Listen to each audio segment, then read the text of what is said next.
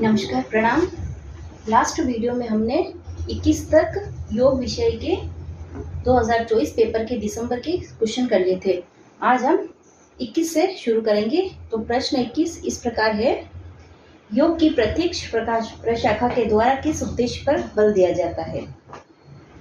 Option है योग की समझ में सुधार करना, द्वितीय स्वास्थ्य के लिए भिन्न भिन्न योगों का प्रसार करना, तृतीय मन से सीधा व्यवहार करना, चतुर्थ मन के परिवर्तन के द्वारा नियंत्रण का उच्चतम स्तर पर एकीकरण करना।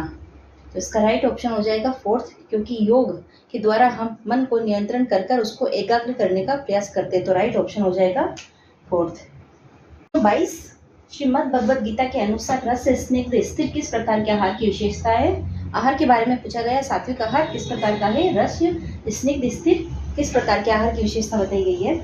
तो इसका ऑप्शन है सात्विक, रासिक, तामसिक एंड सात्विक एंड रासिक दोनों। तो इसका राइट ऑप्शन हो जाएगा सात्विक। तो राइट फर्स्ट आंसर इसका।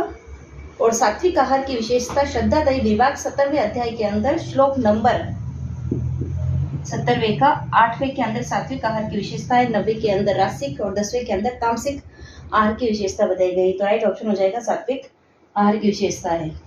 इस नाद बिंदु उपनिषद के अनुसार सूची फर्स्ट और सूची सेकंड का मिलान कीजिए। तो नाद बिंदु उपनिषद में टोटल 12 मात्राओं का वर्णन है। ओंकार की 12 मात्राएं हैं। तो उसका वर्णन इस प्रकार है। प्रथम ऑप्शन इस प्रकार से दिए गए हैं, तृतीय, छठी, 10वीं और 12वीं को मिलान करना है। तो ऑप्शन इस राइट आंसर होगा ए का फोर्थ पातंगी, तृतीय पातंगी, छठवीं इंद्री, 10वीं धृति एंड 12वीं ब्रह्मी। टोटल 12 मात्रा इस प्रकार से है। गोष्ठी, विद्युत मात्रा, पातंगी, वायुवेगिनी, नामधेय, इंद्री, वैष्णवी, शंकरी, महती, धृति, नारी और अंतिम 12वां ब्रह्मी। तो इस प्रकार से ये 12 मात्राओं का नाद बिंदु उपनिषद में वर्णन है। नाद बिंदु उपनिषद ऋग्वेद से संबंधित है। प्रश्न 24 सूची 1 और सूची 1 का सूची सेकंड का मिलान करना है। तो इसमें ऑप्शन में दे रखे हैं भैरव, दूसरा है बी नासिका दृष्टि, सी तड़ागी एंड डी है अश्विनी मुद्राएं। सारी मुद्राओं के नाम है, 1 2 3 तो मुद्राओं के नाम है और यहाँ पर नासिका दृष्टि कहाँ पर रखनी है उसको मैच करना है। तो भैरव मुद्रा हस्त से संबंधित होती है, नासिका दृष्टि मनस स्थिति मनस से संबंधित होती है, तड़ागी मुद्रा उदर से संबंधित होती है, अश्विनी मुद्रा अपने मूलाधार आधार चक्र से संबंधित होती है। तो इसका राइट आंसर हो जाएगा ए का थर्ड, बी का फर्स्ट, सी का फोर्थ एंड डी का सेकंड। तो इस प्रकार से इसका राइट ऑप्शन इस प्रकार यह हुआ। प्रश्न 25 सिद्ध सिद्धांत पद्धति के अनुसार शक्ति पंचक में शामिल थे कौन कौन से 5 चीजें जो शक्ति पंचक में सम्मिलित है, उनमें से कौन कौन सी है? तो ऑप्शन है इच्छा, वासना, माया, निश्चय एंड वाक।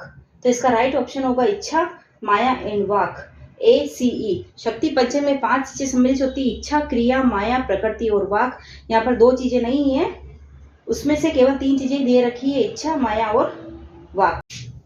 प्रश्न 26 छोटी आंत के प्रथम भाग के भित्ति में किस प्रकार के अल्सर होते हैं? स्मॉल इंटेस्टाइन के लिए पूछा गया है। तो स्मॉल इंटेस्टाइन में किस प्रकार के अल्सर पाए जाते हैं? तो ऑप्शन इस प्रकार से gastric ulcer, jejunum ulcer, duodenum ulcer, चौथा है पेरिनियल अल्सर। तो स्मॉल इंटेस्टाइन के अंदर 3 पार्ट होते हैं, ड्यूडेनम, जिजेनम, इलियम। तो प्रथम शुरुआत में ही ड्यूडेनम आ जाता है, तो इसका आंसर हो जाएगा ड्यूडेनम अल्सर। तो आंसर हो जाएगा थर्ड ड्यूडेनम अल्सर। प्रश्न 27 वशिष्ठ संहिता के कौन से अध्याय में धारणा का वर्णन किया गया है? तो वशिष्ठ संहिता अपने 8 हठ ग्रंथों में आती है। उसमें यह पूछा गया है कि धारणा का वर्णन कौन से अध्याय के अंतर्गत आता है? ऑप्शन है प्रथम, द्वितीय, तृतीय और चतुर्थ। तो इसका राइट ऑप्शन होगा धारणा, ध्यान, समाधि का वर्णन चतुर्थ के अंदर आता है। वशिष्ठ संहिता में अष्टांग योग का वर्णन है, योग का वर्णन आ जाता है। प्रथम अध्याय के अंदर यम, नियम और आसनों का वर्णन है, द्वितीय अध्याय के अंदर नाड़ी शुद्धि का वर्णन है, तृतीय अध्याय के अंदर प्राणायाम और प्रत्याहार का वर्णन है, चतुर्थ अध्याय के अंदर धारणा और ध्यान समाधि का वर्णन है। तो इस तरह से इसका आंसर हो गया फोर्थ। तो फोर्थ आंसर फोर्थ के अंदर धारणा का वर्णन आता है। प्रश्न 28 किस चक्र की शुद्धि से श्रोत और मन के माध्यम से श्रवण क्षमता में तीक्ष्णता आती है? चक्रों के बारे में पूछा गया है, किस चक्र के द्वारा श्रवण क्षमता यानी कि कान की सुनने की क्षमता बढ़ती है। तो ऑप्शन इस प्रकार है, आज्ञा चक्र, विशुद्धि चक्र, मणिपुर चक्र और स्वादिष्टान चक्र। तो इसका राइट ऑप्शन होगा विशुद्धि चक्र। विशुद्धि चक्र आकाश तत्व से संबंधित है तथा कर्ण ज्ञानेंद्रिय से संबंधित है। तो इन दोनों के संबंध से ही हम सुनने की क्षमता में तीक्ष्णता आती है। तो इसका राइट ऑप्शन हो जाएगा विशुद्धि। और कर्ण ज्ञानेंद्रिय की तन मात्रा होगी शब्द। तो राइट ऑप्शन हो जाएगा विशुद्धि चक्र के माध्यम से श्रवण क्षमता में तीक्ष्णता। प्रश्न 29, योग सूत्र के अनुसार सूची का मिलान करना है। तो ऑप्शन इस प्रकार से दिए गए हैं, सूत्र दिए गए और उनका फल दिया गया है। तो ये चारों सूत्र विभूतिपात से दिए गए हैं। तो सूत्र इस प्रकार से हैं। ए ऑप्शन इस प्रकार है, परिणाम त्रय संयमात्, बी संस्कार साक्षात्नात्, सी बहिर्कल्पिता वृत्ति महाविदया, डी है स्थापन नियंत्रण है संग स्मरण करणम। तो इसका फल बताना है कि किसके साथ में कौन सा सूत्र साथ दे रहा है। तो ए का हो जाएगा परिणाम त्रय संयमात् अतीत अनागत ज्ञानम, यानी कि परिणाम त्रय के ऊपर संयम करने पर अतीत और अनागत भूत और भविष्य का ज्ञान हो जाता है।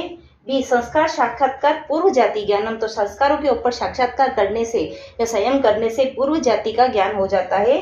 सी है बहिर्कल्पित वृत्ति महाविदया, यानी कि मन के बाहर जो अकल्पित वृत्ति उसको महाविदया गया है उसके ऊपर ध्यान करने से तथा प्रकाश आवरण से बुद्धि के ऊपर जो ज्ञान का आवरण चढ़ा हुआ है वो उसका क्षय हो जाता है।